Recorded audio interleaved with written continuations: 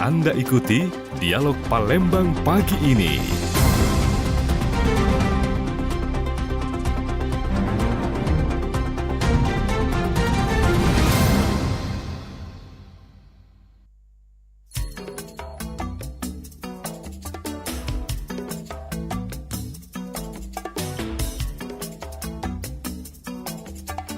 92,4 FM Pro 1 RRI Kanal Informasi dan Inspirasi. Tepat pukul 8 waktu Indonesia Barat, pendengar kita di Dialog Palembang pagi ini edisi hari ini, hari Senin 22 April 2024. Dan pagi hari ini kita bakal ngebahas mengenai tetap sehat di tengah cuaca tidak menentu. Dan di studio kita juga sudah hadir bersama narasumber kita.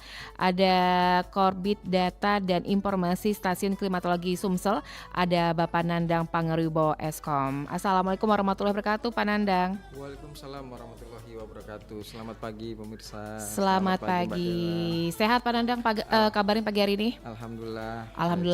Alhamdulillah sehat ya Pak ya. Walaupun keadaan di luar tuh macet ya Pak ya, karena memang hari pertama ini untuk beraktivitas anak-anak sekolah. Pak Nandang, pagi hari ini kita juga sambil menanti satu narasumber kita lagi, yaitu Dokter Mega SPPD KPTI, dokter penyakit dalam bidang infeksi RSMH Palembang. Tapi sebelum itu kita lebih berbicara mengenai cuaca dulu ya Pak ya. Nah ini kebanyakan kalau kita lihat beberapa hari terakhir kondisi di Sumatera Selatan, lebih khususnya di kota Palembang ini pada pagi hari, siang hari terik banget Pak. Dan pada sore hari ini hujannya enggak disangka-sangka bisa mengakibatkan yang namanya banjir. Kalau dari pantauan dari Stasiun Klimatologi Sumsel sendiri, cuaca di Sumatera Selatan itu seperti apa nih Pak? Ya, baik, terima kasih Mbak Dela. Saya sapa dulu. Selamat pagi para pemirsa RRI Pro 1 FM di Sumatera Selatan. Perkembangan musim saat ini di wilayah Sumatera Selatan, bahwasanya BMKG telah menyampaikan saat ini masih mengalami musim hujan. Dan diperkirakan musim hujan berlangsung hingga akhir April ini atau sampai mungkin masih masuk nanti di awal Mei. Namun demikian curah hujan di bulan Mei berangsur akan semakin turun, kembali masuk ke peralihan musim. Biasanya peralihan musim akan menyebabkan fluktuasi curah hujan yang tidak dapat kita prediksi secara pasti, karena di masa peralihan itu curah hujannya sporadis dan tiba-tiba. Diperkirakan nanti saat peralihan musim tersebut masyarakat diimbau untuk mewaspadai. Di 1-5 hari biasanya nanti akan kita merasakan panas terik, panas terus gitu kan. Tiba-tiba akan datang hujan dengan secara tiba-tiba dan secara sporadis, spot-spot dan tidak merata, namun durasinya itu sangat pendek. Biasanya hujan tersebut sangat lebat disertai petir dan angin kencang. Dan kondisi saat ini memang yang saya sampaikan tadi bahwasanya masih masuk di musim hujan. Dan kami juga telah melakukan peringatan dini bahwasanya masih terdapat potensi curah hujan tinggi di bulan April ini sampai dengan akhir bulan nanti, khususnya di wilayah-wilayah Sumatera Selatan di bagian barat, yaitu di sebagian besar Lahat, sebagian Oku, lalu ada di sebagian Oku Selatan, lalu Sumatera Selatan, khususnya Sumatera Selatan bagian tengah. Itu berpotensi curah hujan tinggi termasuk kota Palembang, dan sebagian itu ada di Banyuasin juga kami prediksi masih mendapatkan curah hujan tinggi. Namun demikian tadi kami sampaikan curah hujan akan terus menurun mendekati peralihan musim tadi. Itu potensi hotspot perlu diwaspadai di daerah-daerah yang terutama rawan karhutla. Itu di daerah-daerah seperti Oki, pantai timur Sumatera Selatan, lalu ada di Ogan Ilir, lalu sebagian Mubas, Banyuasin, lalu ada sebagian di Oku Timur, itu daerah-daerah yang pantai barat yang biasanya lebih awal memasuki musim kemarau nanti. Demikian. Baik, Pak Nandang, kalau untuk prediksi dari BMKG sendiri, peralihan musim sendiri ini kalau musim hujan kan diperkirakan sampai akhir April ya Pak ya. Kalau untuk peralihan sendiri kapan nih Pak? Untuk peralihan sendiri itu mulai nanti di awal Mei ya. Di awal Mei. Ya awal Mei itu mungkin masih ada curah hujan yang intensitasnya masih sering terjadi, namun mulai nanti lama-lama berkurang sampai dengan akhir Mei. Dan diperkirakan di sebagian wilayah Sumatera Selatan di bulan akhir Mei itu wilayah pesisir timur pantai Sumatera itu akan terjadi memasuki awal musim kemarau, khususnya di sebagian Oki dan sebagian pantai timur wilayah Sumatera Selatan. Demikian. Baik, kalau untuk dari pantauan untuk kemarau sendiri di bulan kemarau, kalau misalnya kita lihat perbedaan tahun-tahun sebelumnya, ini titik hotspot di Kota Palembang lumayan ya Pak ya. Iya. Kalau untuk tahun ini, apakah prediksi kemarau akan lebih meningkat dari tahun-tahun sebelumnya Pak Nandang? Ya, tahun lalu kita mengalami El Nino ya yang cukup mengganggu meteorologis, klimatologis yang ada di wilayah Sumatera Selatan. Itu memang sangat berpengaruh di wilayah Sumatera Selatan yang menyebabkan potensi hotspot dan fire spot itu dengan adanya El Nino itu pertumbuhannya sangat banyak dan menyebabkan kebakaran hutan dan lahan di khususnya di daerah-daerah tenggaranya Kota Palembang yang menyebabkan Palembang kebagian asap jadinya.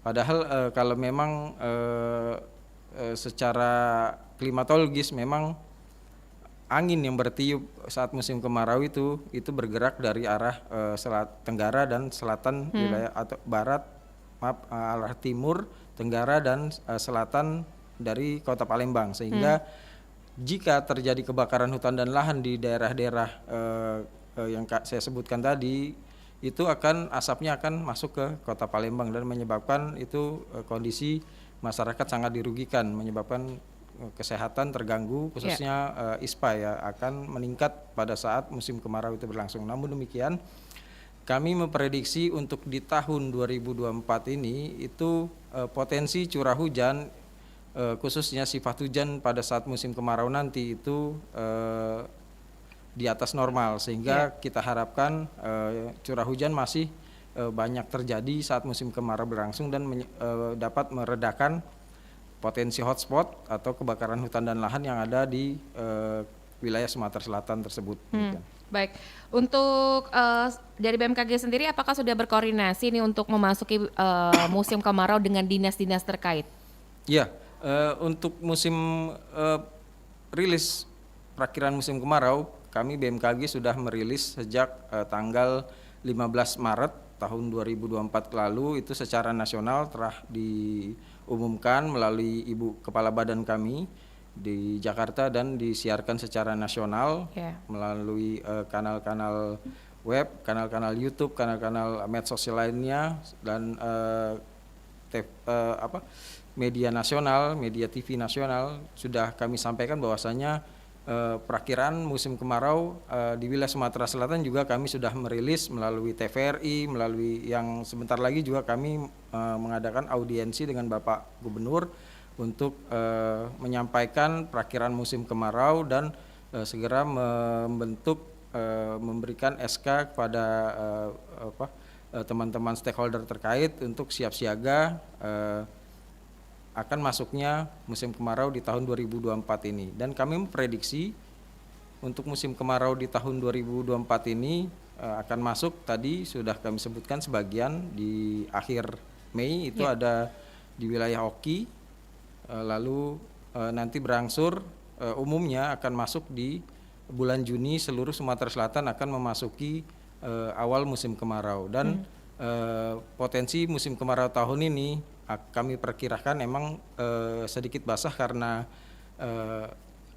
kami memprediksi nanti di bulan Agustus seiring perkembangan dinamika atmosfer yang terjadi di wilayah Pasifik, El Nino yang saat ini masih berlangsung, namun kami perkirakan akan mulai berangsur ke kondisi netral dan terjadi kondisi sedikit nanti mungkin dalam kondisi lemah La Nina akan terjadi pada bulan Agustus. Namun demikian, kami menghimbau tetap kepada para pimpinan daerah, khususnya stakeholder terkait, BPBD, kami sudah himbau tetap waspada terhadap potensi kebakaran hutan dan lahan saat musim kemarau berlangsung, khususnya daerah-daerah yang lahan gambut itu yang kami sebutkan tadi di pesisir pantai wilayah Sumatera Selatan, Kabupaten Oki, Kabupaten Banyuasin, sebagian Muba, Kabupaten Oku, lalu ada sebagian Oganilir, dan daerah-daerah yang berpotensi menimbulkan banyak hotspot di wilayah Sumatera Selatan. Demikian. Baik, nanti kita akan lebih lanjut lagi bersama Pananda Pangaruwibowo, dan selanjutnya pendengar kita akan mendengarkan informasi mengenai memasuki musim pancaroba. Puskesmas Kampus Palembang menerima 80 pasien per hari dengan keluhan flu dan demam. Perubahan cuaca yang tidak menentu membuat seseorang harus pintar menjaga kondisi tubuh. Jika tidak, tubuh akan mudah terkena penyakit. Pada musim pancaroba seperti saat ini, tubuh lebih rentan terhadap serangan penyakit. Perubahan cuaca yang drastis dapat melemahkan sistem kekebalan pada tubuh sehingga lebih rawan terhadap serangan penyakit seperti batuk, pilek, dan demam. Salah satu cara menjaga kesehatan selama musim pancaroba adalah memilih makanan yang sehat seperti buah-buahan dan sayur-sayuran untuk meningkatkan kekebalan tubuh. Minum air putih yang cukup serta menghindari makanan yang pedas dan berlemak dapat mencegah terserang penyakit. Kepala Tata Usaha Puskesmas Kampus Palembang Nopi Aryani mengungkapkan selama musim pancaroba Puskesmas Kampus menerima 80 pasien setiap hari dengan keluhan batuk, pilek, dan demam. Masyarakat tuh menjaga kesehatan itu pertama itu jaga kebersihan, makan yang sehat. Itu adalah olahraga sedikit ya, menjaga aktivitas ya. Sudah tuh jaga gizi seimbang ya. Ditambahkan Nopi selalu menjaga kesehatan dengan berolahraga dan menyesuaikan intensitas latihan saat berolahraga. Latihan yang terlalu berat dapat menyebabkan kelelahan fisik dan jangan memaksakan diri agar terhindar dari penyakit. Selalu menjaga kesehatan dan daya tahan tubuh di tengah cuaca yang tidak menentu dengan makan dan minuman yang sehat dan selalu mencuci tangan. Muhammad Irfan, RRI Palembang, terus mengudara untuk Indonesia. Masih bersama Anda, Dialog Palembang pagi ini, hanya di Pro 1 RRI Palembang. 92,4 FM Pro 1 RRI, kanal informasi dan inspirasi. Masih di Dialog Palembang pagi ini, pendengar, masih bersama Korbit Data dan Informasi Stasiun Klimatologi Sumsel, ada Pananda Pangaruwibowo Eskom. Dan di studio juga sudah hadir bersama kami dokter penyakit dalam bidang infeksi RSHMA Palembang, ada Dr. Mega SPD KPTI. Selamat pagi Dr. Mega. Selamat pagi semuanya. Sehat kabarnya dokter pagi hari ini? Alhamdulillah sehat. Alhamdulillah sehat. Dokter, kita masih berbicara mengenai tetap sehat di tengah cuaca tidak menentu. Tadi Pak Nandang juga memberikan informasi kalau untuk cuaca yang masih tidak menentu ini diperkirakan hingga akhir bulan April ya Pak Nandang ya. Dan kita akan beralih ke musim kemarau. Dan kalau menurut dokter sendiri, sebagai dokter penyakit dalam bidang infeksi RSHMA Palembang, sebenarnya apa yang harus dipersiapkan oleh masyarakat Kota Palembang ini agar terhindar dari penyakit nih dokter? Ya, jadi penyakit itu sebenarnya ada sesuatu yang masuk ke tubuh kita. Ya. Seringkalinya itu disebut infeksi. Nah, nanti tubuh kita kan akan memberi respon terhadap sumber infeksi yang masuk itu. Nah, respon tubuh kita itu tentu saja dipengaruhi oleh kondisi tubuh kita. Kalau tubuh kita kondisinya baik, dia bisa melawan sumber penyakit itu. Tapi kalau kondisi tidak baik, tubuh akan kesulitan untuk melawan sumber infeksi. Nah, untuk mendapatkan kondisi tubuh yang baik, ya tentu saja kita harus melakukan pola hidup sehat. Seperti tadi juga dari Puskesmas Kampus sudah menghimbau ya kepada masyarakat untuk melakukan pola hidup sehat dengan cara makan makanan yang bergizi, istirahat yang cukup. Juga tidak lupa hindari stres yang berlebihan ya. Nah, dengan kondisi tubuh yang prima, kita bisa melawan penyakit tidak harus melulu dengan obat, tidak harus dengan antibiotik, tapi dengan kemampuan tubuh kita sendiri sebenarnya kita bisa melawan penyakit itu, terutama penyakit-penyakit yang disebabkan oleh virus. Kalau biasanya di cuaca tidak menentu nih banyak masyarakat yang terdampak dengan penyakit itu biasanya difaktorin karena apa nih dokter? Apakah memang pola makan yang tidak sehat atau memang pure ini karena cuaca nih dokter? Ya, itu tadi sebenarnya terjadinya penyakit itu tidak dipengaruhi oleh satu faktor. Jadi ada 3 faktor. Faktor dari tubuhnya sendiri, faktor dari penyebab penyakitnya misalnya infeksi, dan faktor dari lingkungan. Nah, kalau ketiga ini saling mendukung maka akan terjadilah penyakit itu. Nah, kalau salah satunya tidak memenuhi atau malah salah duanya, itu ya tidak menjadi penyakit. Mungkin hanya gangguan sedikit, tapi setelah itu akan hilang sendiri. Iya, baik. Baik pendengar yang ingin bergabung bersama kami, silakan di line telepon kami di 0711 369977 atau juga melalui WhatsApp di 082179279090. Masih bersama kedua narasumber kita pagi hari ini, dan siaran ini dapat Anda saksikan langsung melalui YouTube channel kami di Pro 1 RRI Palembang, dan bisa Anda dengarkan melalui RRI Digital, di download di Play Store atau juga di App Store, atau juga melalui via streaming kami di rri.co.id. Mungkin kita kembali ke Panandang Pangarubowo. Ini ada pesan WhatsApp yang sudah masuk di 0821 79279090. Selamat pagi Pak Nandang, dari Pak Herman yang ada di Kertapati. Pak Nandang, apakah dari BMKG sendiri ini setiap hari mengupdate atau merilis ini untuk perkiraan cuaca kepada masyarakat? Kalau mau tahu bisa mendengarkan di mana? Terima kasih. Silakan Pak. Baik, terima kasih untuk Pak Herman ya di Kertapati. BMKG sejak tahun era digitalisasi ya, sejak mulai 2007-2008 waktu itu kami sudah mempersiapkan untuk merilis melalui media-media kanal online. Jadi kami menyiapkan itu di Android, bahwasanya kami mempunyai informasi untuk update di @info BMKG. Silakan saja di download, itu akan mengupdate kondisi cuaca Bapak Ibu sekalian, di mana kondisi cuaca tersebut akan terus update di tempat lokasi Bapak Ibu berada. Jadi khususnya untuk wilayah Sumatera Selatan, silakan nanti masuk aja di info BMKG tersebut dan didaftarkan lokasinya. Nanti BMKG akan mengirimkan status kondisi cuaca terupdate mulai dari jam 00 sampai dengan jam 00 kembali ya, selama 24 jam. Dan untuk informasi yang memang tertulis untuk yang 24 jam ini, kami memberikan informasi ke grup-grup WA, lalu ke Kominfo dan stakeholder terkait. Ini update terus cuacanya mulai dari pagi hingga kembali ke pagi lagi, itu kami standby untuk informasi cuaca. Namun untuk informasi klimatologi memang ada waktu-waktunya tertentu kami menginformasikan, karena klimatologi itu datanya untuk secara klimat ya, untuk 10 harian, bulanan, lalu bahkan sampai tahunan ya.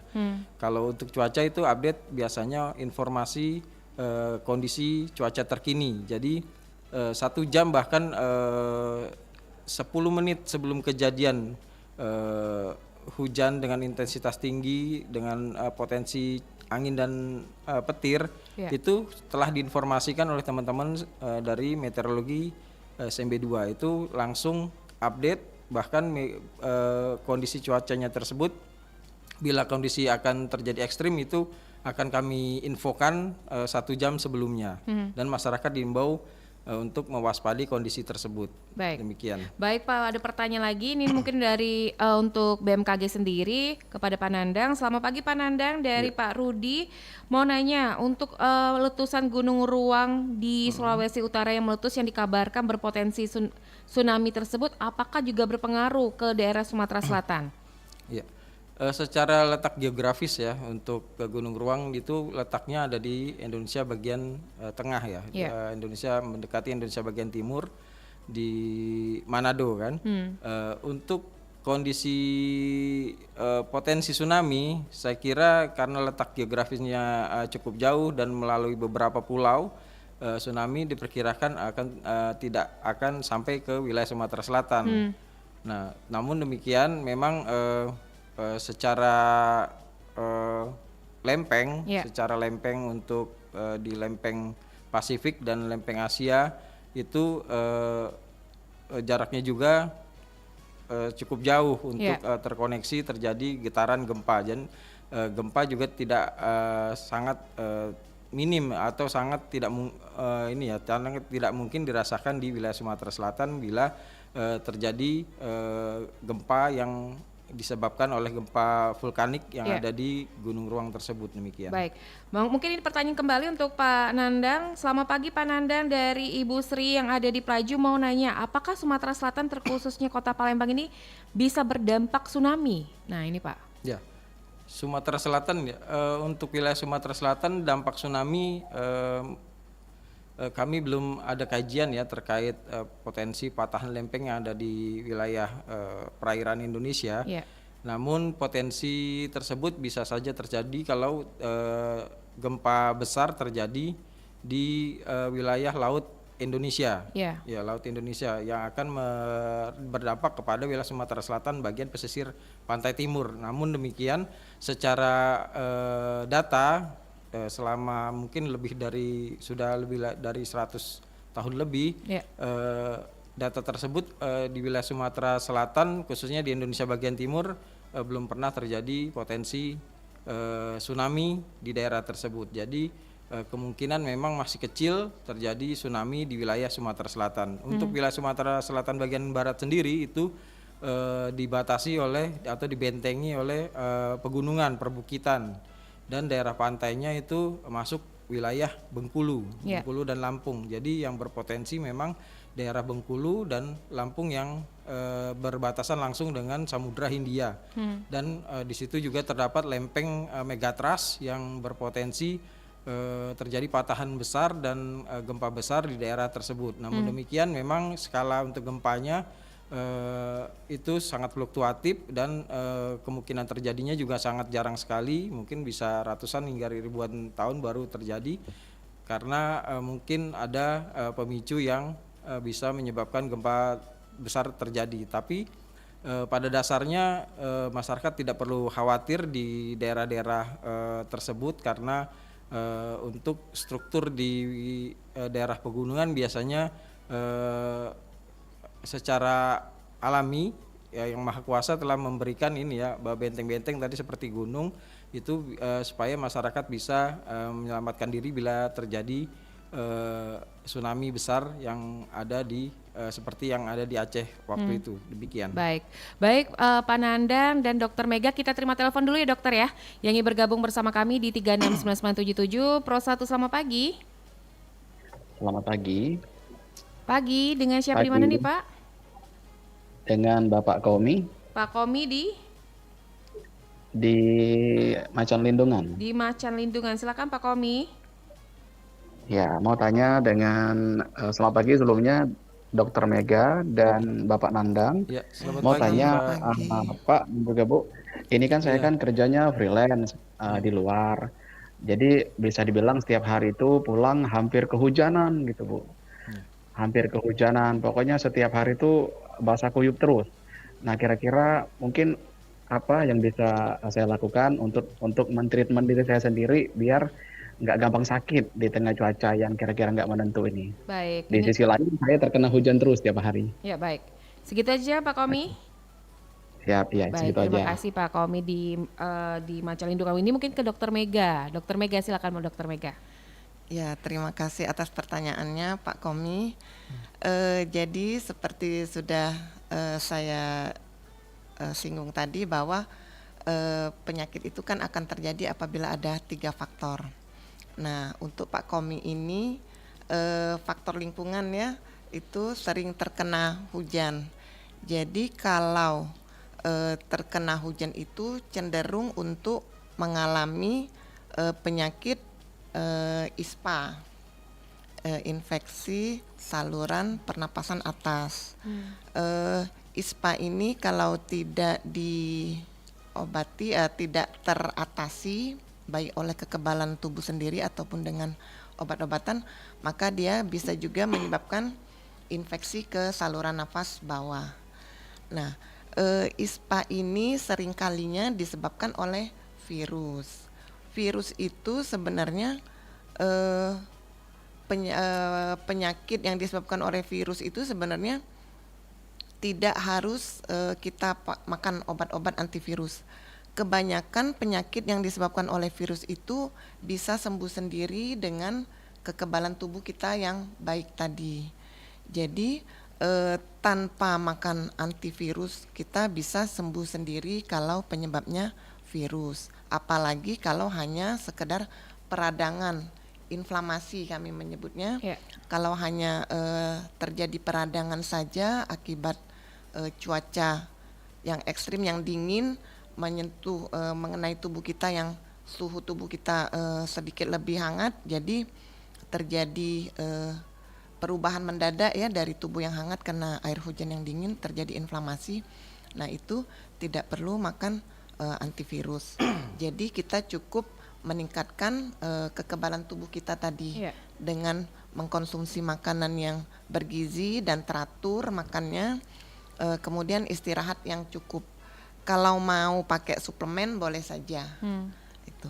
Jadi ya itu tadi, kita tingkatkan imun kita, dan kalau bisa hindari terkena langsung tetesan air hujan itu, misal menggunakan jas hujan gitu. Tapi kalau untuk meningkatkan kekebalan tubuh dengan vitamin boleh saja. Baik Dokter Mega, kita ada masuk pertanyaan di 0821 7927 00. Selamat pagi Dokter Mega, izin bertanya, apakah mengkonsumsi madu di pagi hari bisa meningkatkan kekebalan tubuh? Ya, terima kasih atas pertanyaan dari siapa tadi? Tidak ada namanya nih dokter. Ya, jadi madu adalah makanan yang baik ya, mengandung banyak gula dan nutrisi yang lainnya. Jadi dengan mengkonsumsi madu memang kalau menurut penelitian bisa menyebabkan tubuh kita itu kondisinya lebih baik sehingga imun kita lebih baik. Karena di dalam madu itu ya dia bisa memberi nutrisi baik gula maupun zat-zat mikronutrien yang lain yang diperlukan oleh tubuh. Jadi kalau kita rutin mengkonsumsi madu itu bagus untuk kesehatan. Gitu. Baik, ini ada pertanyaan masuk, ini mungkin untuk Pak Nandang Pangerwibowo. Selamat pagi Pak Nandang.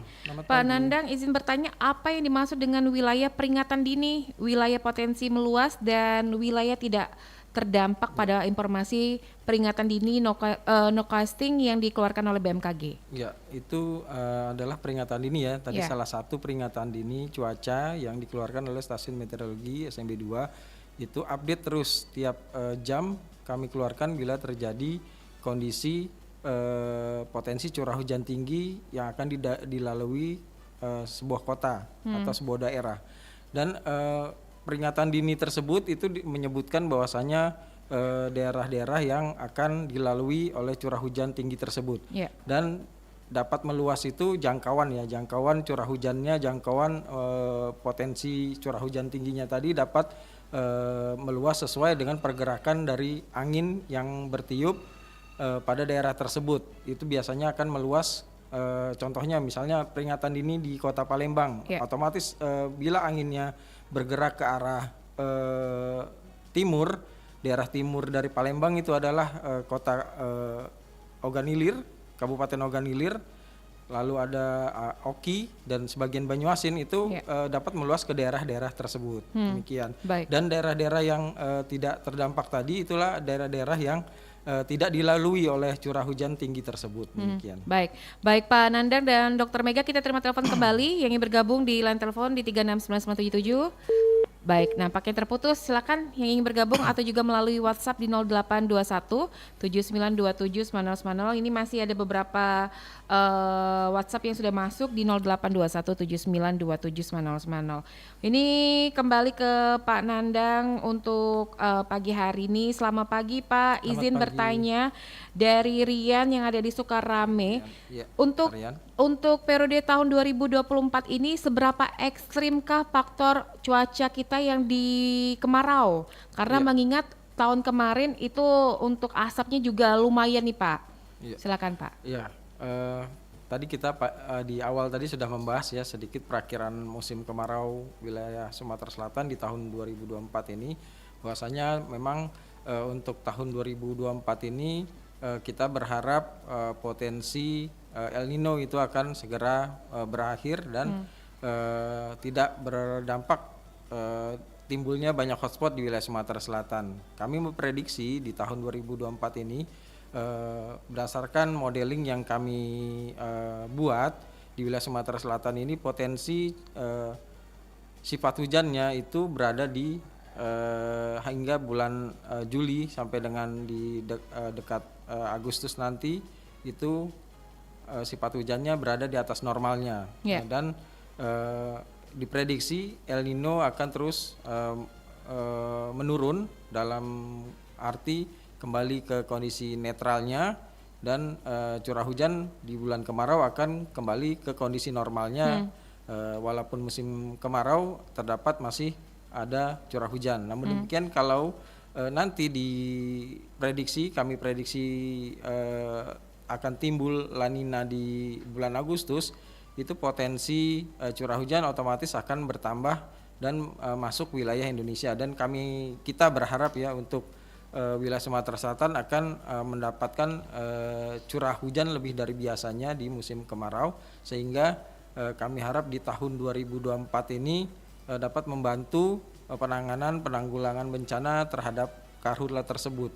Dan biasanya memang setelah El Nino dahsyat yang kita alami seperti tahun 2015 itu alam itu seperti membalas ya. Jadi tahun 2016-nya itu langsung timbul La Nina. Nah, bedanya dengan analogi yang saya sebutkan tadi, di tahun 2023 itu kita mengalami kondisi ekstrim kemarau. Namun untuk membalasnya di tahun 2024 ini kita membacanya karena La Nina belum timbul dan El Nino masih ada, namun dengan prediksi sifat hujan yang di atas normal itu menggambarkan bahwasanya ada potensi peluang hujan masih terjadi nanti di musim kemarau dan sedikit lebih basah dan dapat membantu potensi kebakaran hutan dan lahan yang ada di wilayah Sumatera Selatan tersebut. Demikian. Baik dokter dan Pak Nanda, kita ke pertanyaan selanjutnya dari YouTube channel kami di Pro 1 RRI Palembang dari Anggi YB. Pagi Pak Nandang dan Dokter Mega, gimana mengantisipasi kemarau tahun ini? Ini potensinya seberapa besar? Tips sehat pada musim kemarau apa saja nih Bu Dokter? Mungkin kita ke Pak Nandang dulu ya. Ini potensi untuk tahun ini. Mungkin tadi sudah dijawab, bisa diperjelas lagi nih Dok. Ini Pak Nandang. Terima kasih Mbak Anggi, tadi sudah kami sampaikan ya untuk potensi musim kemarau di tahun 2024 ini. Jadi kami telah menghimbau kepada masyarakat dan stakeholder terkait khususnya daerah-daerah rawan gambut untuk tetap mewaspadai potensi hotspot dan fire spot yang akan terjadi biasa di musim kemarau, dan itu harus cepat ditanggulangi selama wilayah Sumatera Selatan masih mendapatkan cukup banyak air ya untuk memudahkan penanggulangan tersebut, sehingga dampak kebakaran hutan dan lahan yang terjadi yang biasanya menghasilkan asap yang sangat besar dan masuk ke beberapa wilayah sehingga menyebabkan potensi penyakit ISPA di masyarakat itu bisa direda dengan kondisi masih banyaknya cukup kadar air yang ada di wilayah Sumatera Selatan tersebut. Demikian. Nah ini kalau dari Dokter Mega sendiri mungkin bisa diperjelas lagi nih Dokter, tips sehat pada musim kemarau itu seperti apa Dokter Mega? Ya, terima kasih. Jadi kalau musim kemarau itu tentu saja yang banyak debu. Kalau debu itu banyak, biasanya penyakit yang paling banyak itu diare. jadi diare sama tipes. Karena penyakit-penyakit tersebut biasanya makanan yang kita makan itu suka terkontaminasi dengan debu, terutama kalau kita beli makanan di pinggir jalan yang tidak ditutup. Ya. Nah, sebenarnya gimana ya debunya bisa sampai ke makanan, ya tentu saja karena tertiup oleh angin. Untuk itu ya sebisanya kalau membeli makanan di tempat yang tertutup dan jangan yang di pinggir jalan yang dilalui oleh banyak kendaraan, itu tentu saja debunya akan lebih banyak dibanding di tempat yang lebih tertutup. Itu. Dan jangan lupa cuci tangan, rajin cuci tangan, karena kita tidak tahu apa yang kita pegang sebelumnya sudah pernah dipegang orang lain, maka kuman yang ada di tempat itu bisa pindah ke tangan kita. Jadi selalu cuci tangan setelah mengerjakan sesuatu dan sebelum makan. Ya, Gitu. baik. Nah, selanjutnya kita ke pertanyaan selanjutnya di 082179279090 bersama ini mungkin ke Pak Nandang kembali. Ya. Selamat pagi Pak Nandang. Selamat pagi. Izin bertanya, Pak Nandang, apakah apakah Sumatera Selatan terkhususnya Kota Palembang ini berpotensi tornado seperti di Kota Bandung yang sempat viral kemarin? Nah, ini Pak Nandang silakan. Iya, saya ingin meluruskan sebenarnya kejadian untuk di wilayah Indonesia angin kencang itu biasanya terjadi yang dinamakan puting beliung. Iya. Kalau tornado itu terjadi di skala daratan yang sangat luas dan kecepatan anginnya itu sangat tinggi. Dan cakupan tornado tersebut itu sangat luas, bisa menyebabkan daratan yang luas bisa tersapu oleh tornado tersebut. Yeah. Namun kalau untuk di wilayah Indonesia itu skalanya lebih lokal, jadi hanya mungkin beberapa titik saja terjadi angin kencang dan yang menyebabkan atap-atap berterbangan, itu disebutnya puting beliung. Dan potensi puting beliung untuk di wilayah Sumatera Selatan itu sangat mungkin terjadi. Jadi pernah terjadi waktu mungkin masyarakat bisa mengingat kembali saat kejadian di Jakabaring, stasiun LRT itu atap-atapnya semua pada terbang. Nah, itu kemungkinan besar itu adalah puting beliung yang terjadi di Kota Palembang. Itu sudah contoh. Dan di daerah-daerah lain sudah banyak terjadi juga, seperti di Lubuk Linggau, Musirawas, lalu ada di Empat Lawang pernah terjadi. Itu terus ada di sebagian waktu itu pernah di Oku Selatan, Oku Timur itu sudah pernah terjadi puting beliung. Dan kami menghimbau kepada masyarakat untuk daerah-daerah yang tinggal di daerah daratan landai, terus daerah-daerah berlereng, itu potensi angin kencang itu sangat tinggi yang menyebabkan puting beliung bisa terjadi di daerah-daerah tersebut. Jadi kami menghimbau khususnya di Kota Palembang, lalu di sebagian Banyuasin, sebagian Muba, dan daerah-daerah lereng di Sumatera Selatan bagian barat, dan daerah-daerah seperti Oki juga itu berpotensi kondisi memungkinkan terjadi puting beliung yang terjadi saat hujan deras dan angin kencang disertai petir berlangsung. Khususnya mewaspadai bila awan hitam yang kami sebut awan cumulonimbus itu bila sudah timbul, itu potensi angin kencang untuk terjadi daerah tersebut akan sangat besar. Demikian. Baik Pak Nandan dan Dr. Mega, kita break sejenak ya sebelum kita terima lagi telepon yang sudah masuk di 369977, dan tetaplah bersama kami. Berikut kita dengarkan ragam komentar masyarakat. Kondisi cuaca saat ini bisa dibilang sangat tidak beraturan. Biasanya itu siang-siang panas yang panas banget gitu, terus tiba-tiba waktu sore atau malamnya hujan deras. Kadang bisa tertukar, kadang siangnya hujan deras, malamnya panas atau paginya panas. Tentunya hal ini membuat kekebalan tubuh kita itu sangat teruji, dan juga kita rentan terkena penyakit-penyakit seperti demam, batuk, atau bahkan batuk pilek gitu.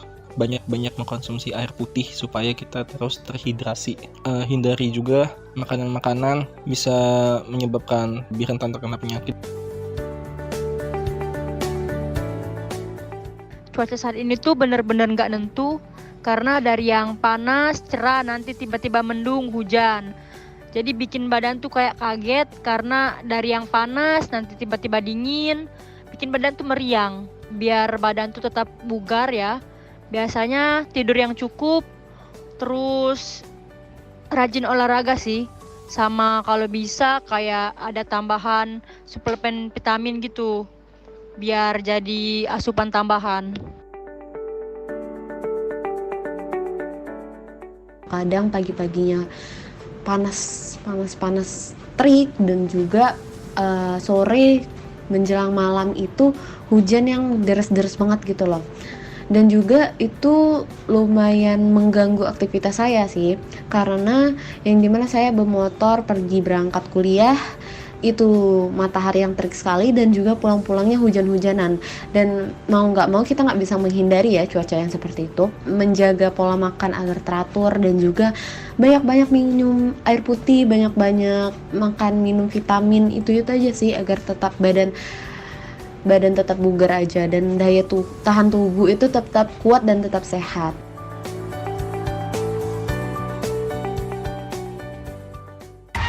Pastikan Anda berada di frekuensi yang tepat untuk mengikuti seluruh ragam acara RRI Palembang yang bisa Anda dengarkan di seluruh jangkauan siar yang ada di Sumatera Selatan. Pro 1 RRI Palembang 92,4 MHz, Pro 2 91,6 MHz, Pro 3 93,7 MHz, Pro 4 88,4 MHz, dan Pro 5 89,2 MHz. Pemancar relay RRI di kabupaten dan kota di Sumatera Selatan. Pemancar relay Batu Raja 90,5 MHz, pemancar relay Belitang 97,6 MHz, pemancar relay Empat Lawang 98,9 MHz, pemancar relay Indralaya 93,7 MHz, pemancar relay Lahat 90,2 MHz, pemancar relay Lubuk Linggau 95,1 MHz, pemancar relay Muara Beliti 90,0 MHz, pemancar relay Muara 2 88,7 MHz, pemancar relay Pagar Alam 97,7 MHz, pemancar relay Prabu Muli 99,9 MHz, dan pemancar relay Sekayu 90,3 MHz. RRI Palembang. RRI Digital. Nikmati kemudahan interaksi, partisipasi, dan kolaborasi dengan RRI Digital. Interaksi, dengar dan saksikan siaran langsung kami, daftarkan akun Anda, dan mulailah berinteraksi di setiap program dan konten kami. Partisipasi, kreasikan konten Anda berupa berita, podcast, vlog, film, musik, dan playlist. Kolaborasi, kami mengajak berbagai komunitas untuk berkembang bersama melalui digital platform. RRI Digital kini juga menghadirkan terobosan baru, workspace platform, dan online learning platform dengan fasilitas-fasilitas unggulan, monitor impact and outcome, meeting online, video conference, dan library. RRI Digital menghadirkan fitur-fitur untuk peningkatan interaksi, partisipasi, kolaborasi, workspace, dan learning. Segera download RRI Digital. Masih bersama Anda, Dialog Palembang pagi ini, hanya di Pro 1 RRI Palembang. Anda masih bersama kami di Pro 1 RRI, kanal informasi dan inspirasi. Masih di Dialog Palembang pagi ini, pendengar, dan kita masih membahas mengenai tetap sehat di tengah cuaca yang tidak menentu bersama Pak Nandang Pangaruwibowo Eskom, Korbit Data dan Informasi Stasiun Klimatologi Sumsel, dan bersama Dr. Mega SPPD KPTI. Ini merupakan dokter penyakit dalam bidang infeksi RSMA Palembang. Ini Pak Nandang dan Dr. Mega, kita ke pertanyaan selanjutnya ya. Yang sudah banyak juga nih masuk di 0821792790. Ini mungkin ke Pak Nandang dulu. Iya. Ini selamat pagi Pak Nandang. Ini nggak ada namanya, apa sebenarnya perbedaan antara El Nino dan La Nina? Iya. Sebagai orang awam kami mohon penjelasannya nih. Silakan Pak Nandang. Baik, terima kasih. Jadi perlu kami sampaikan kembali, memang istilah El Nino dan La Nina ini masyarakat awam ini belum begitu paham ya, karena Emang kami di istilah yang digunakan di BMKG di seluruh meteorologi dunia. Jadi BMKG di dunia itu menggambarkan kondisi di mana Laut Pasifik kalau sedang menghangat itu namanya El Nino. Dan La Nina itu kalau sedang Laut Pasifik tersebut sedang dingin. Nah, ada batasannya. Jadi ada nilai rata-rata umumnya untuk kondisi muka laut yang ada di Laut Pasifik tersebut. Jadi kalau melebihi nilai rata-ratanya berarti kan hangat. Jadi kondisi muka laut yang hangat tersebut dalam cakupan yang sangat luas, karena di Laut Pasifik itu kami menyebutnya El Nino. Lalu kalau di bawah suhu rata-ratanya atau mendingin itu akan disebut namanya La Nina, dan itu berdampak sekali kepada wilayah khususnya di Asia ya, Asia Tenggara dan Asia Timur, Asia Tenggara dan Asia bagian selatan. El Nino dan La Nina tersebut khususnya di wilayah Indonesia itu sangat berpengaruh karena kalau El Nino terjadi itu biasanya akan mengurangi peluang curah hujan yang ada di wilayah Indonesia karena sumber uap air tersebut tersedot bergerak ke arah Amerika Selatan atau ke seberangnya. Tapi kalau La Nina itu terjadi, itu akan menambah curah hujan di wilayah Indonesia karena uap air bergerak ke arah wilayah Indonesia. Itu demikian gambaran El Nino dan La Nina. Demikian. Baik, dan pendengar ingin bergabung kembali silakan di 0821792790. Baik, kita terima telepon dulu. Halo, Pro 1, selamat pagi. Selamat pagi Mbak Dela. Pagi, dengan Ibu Eva di Pipareja ya? Iya, betul. Baik, silakan Bu Eva. Ya, ini mungkin ke Ibu Dr. Mega ini. Ibu, kami mau tanya nih Bu, vitamin apa sih yang cocok untuk kita menghadapi musim kemarau nanti? Dan saat ini kan musim penghujan nih Bu. Kira-kira makanan apa sih Bu yang yang bisa membantu stamina kita agar tetap fit? Cuma itu aja Bu, terima kasih. Baik, terima kasih Mbak Dela. Ya, terima kasih Bu Eva. Mungkin Dr. Mega boleh ditanggapi? Terima kasih Bu Eva. Jadi kalau di musim, baik di musim kemarau maupun di musim hujan sebenarnya untuk pola makan ya sama saja. Makanan yang bergizi itu mengandung 4 zat yang dibutuhkan tubuh, karbohidrat, protein, lemak, dan vitamin. Nah, jadi kalau asupan kita itu cukup, mudah-mudahan ya sistem imun kita membaik karena metabolisme di tubuh kita itu akan berjalan optimal sehingga menghasilkan kekebalan tubuh yang baik. Nah, itu juga kita harus perhatikan juga kebersihannya, walaupun makanannya sudah baik, kalau misalnya terkontaminasi terkena misalnya debu yang mengandung bibit kuman, maka itu juga bisa menyebabkan kita menjadi sakit. Nah, jadi kebersihannya harus kita perhatikan juga. Jangan membeli makanan yang sembarangan yang di pinggir jalan tidak ditutup. Kemudian kalau sudah di rumah, kalau makanan itu tidak habis, sebaiknya tidak disimpan-simpan. Kalaupun harus disimpan, upayakan ditutup, jangan sampai dikerubuti lalat atau dilewatin kecoa, cicak, kita nggak tahu ya, terutama di malam hari. Jadi harus ditutup supaya tidak dilewati hewan-hewan itu. Kemudian juga kalau memasak, terutama air, perhatikan bahwa ya harus air yang mendidih dan sumber airnya juga air yang bersih. Jadi kalau di musim kemarau seringkali kan kita kekurangan air. Jadi sumber air kita itu kadang-kadang tidak terlalu bersih, mungkin agak keruh-keruh dikit, mungkin ya banyak lumpurnya. Kalau di musim penghujan mungkin airnya malah terkontaminasi dengan air dari banjir atau dari percikan di atap yang kotor, mengandung kotoran mungkin. Jadi sumber air kita itu harus dijaga juga supaya bersih. Bersih bukan arti tidak ada kumannya, bukan, tapi memang sumber airnya yang jernih, tidak berbau. Nah, nanti kita masak sampai mendidih supaya kuman yang terkandung di air itu mati. Baik, Itu. baik karena Dokter Mega dan Pak Nandang karena lintas waktu sudah mendekati pukul 9 waktu Indonesia Barat, mungkin kita ke Pak Nandang dulu sebagai koordinator bidang data dan informasi Stasiun Klimatologi Sumsel, himbauannya kepada masyarakat Sumatera Selatan ini agar siap untuk menghadapi musim pancaroba di tahun ini. Silakan Pak Nandang. Terima kasih Mbak Dela.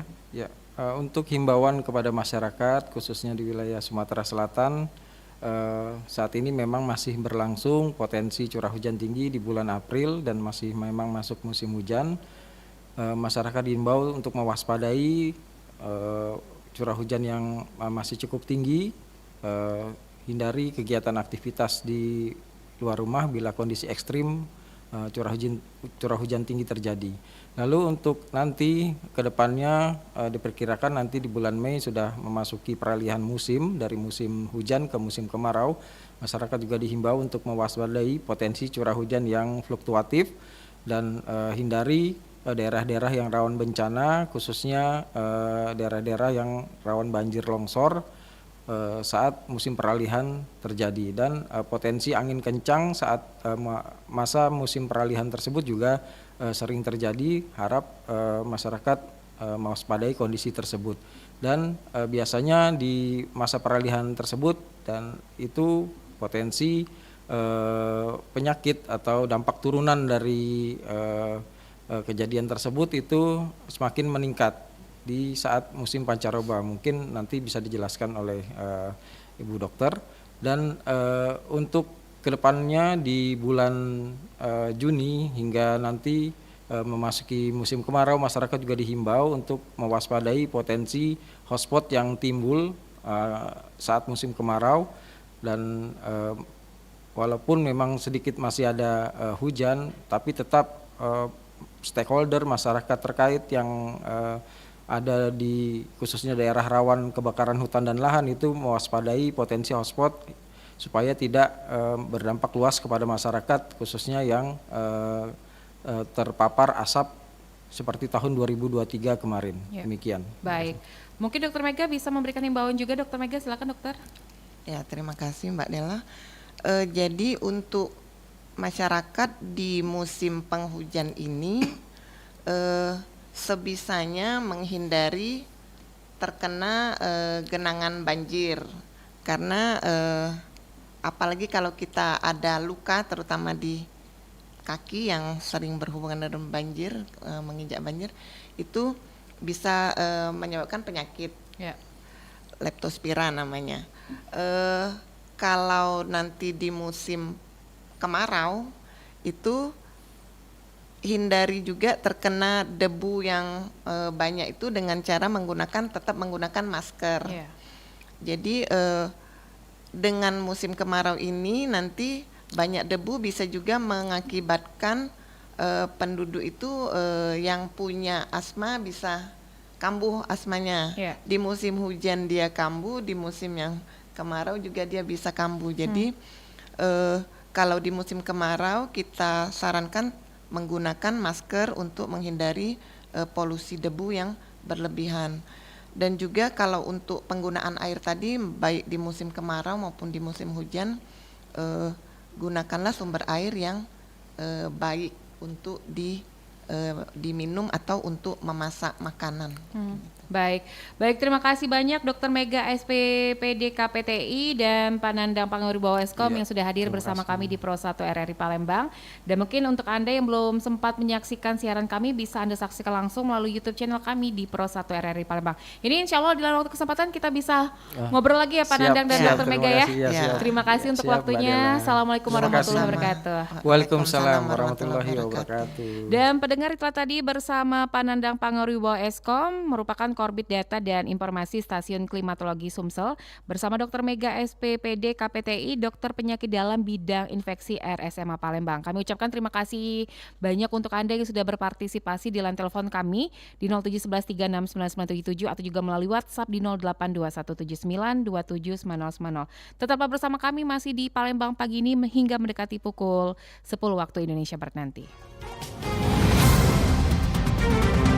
Baru saja Anda ikuti Dialog Palembang pagi ini.